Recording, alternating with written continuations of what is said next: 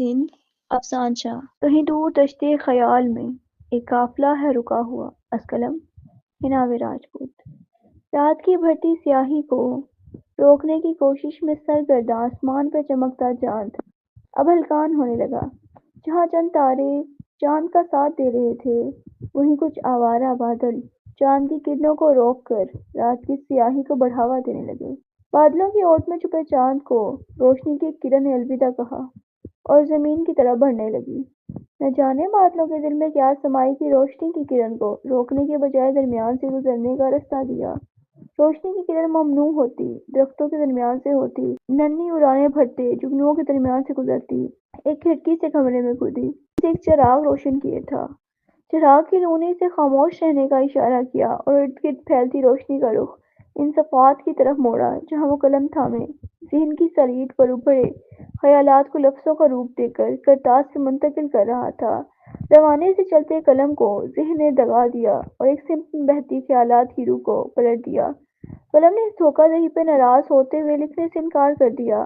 لفظ ہوا ہو گئی، قلم رک گیا۔ تحریر منتظر نگاہوں سے اسے دیکھنے لگی لیکن وہ ذہنی روح کے ساتھ بہتا تخیل کے ویران جزیرے پہ پہنچ گیا جہاں کہ عرصے سے اس کا آنا جانا لگا تھا۔ وہ اکثر زندگی کی کرتاب سے نکل کر سوچوں کے دریچے کھول کر دل میں ایک خواہش لیے ملاقات کیا تھا، وہ ملاقات جو آج تک نہ ہو پائی۔ نہ جانے کس گھڑی خیالات کی روح نے اس جزیرے پہ پہنچایا تھا کہ وہ یہیں کا ہو کر رہ گیا۔ یہ ایک سنسان جزیرہ تھا جس سے ایک قافلہ گزرتا تھا، ادبی قافلہ۔ اس قافلے کا ہر مسافر، ہر راہی اس کے جیسا تھا۔ وہ ان سے ملنے کا مشتاق تھا، وہ ان میں شامل ہونا چاہتا تھا۔ نہ جانے کیا چیز تھی جو اسے ان سے ملنے سے روکتی تھی۔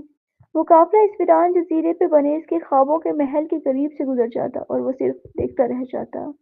انہی سوچوں میں غلساں افق سے اٹھتی گرد نے اسے اپنی طرف متوجہ کیا۔ وہ آ گئے، دل نے سرگوشی کی۔ تخیل کی ویران جزیرے پر اس کی نگاہیں دور اڑاتی اس قافلے پر تھی جو ارد گرد سے بے نیاز اپنی دھن میں مگن، منزل کا تعین کیے بنا رواں دواں تھا، جس کا کوئی مستقل پتہ نہ تھا۔ کبھی کسی خاموش کمرے میں پناہ گزیر ہوتا تو کبھی دشتے ویراں میں بسیرا کرتا، نہ کسی سمت کا پابند نہ کسی مقام کا قیدی۔ وہ قافلہ جہاں سے گزرتا وہاں اڑتی دھول میں بھی ادبی رنگ حلول کر جاتے، جہاں پڑاؤ کر لیتا وہاں روحیں جی اٹھتی، فضائیں معطر ہو جاتی، آسمان میں لفظوں کے پرندے اڑان بھرنے لگتے، ہوا کے جھونکے ادبی سنگیت سنانے لگتے، قلم لفظوں کے سمندر سے افطار کے موتی چنتے اور کرتاس پہ بکھیرتے۔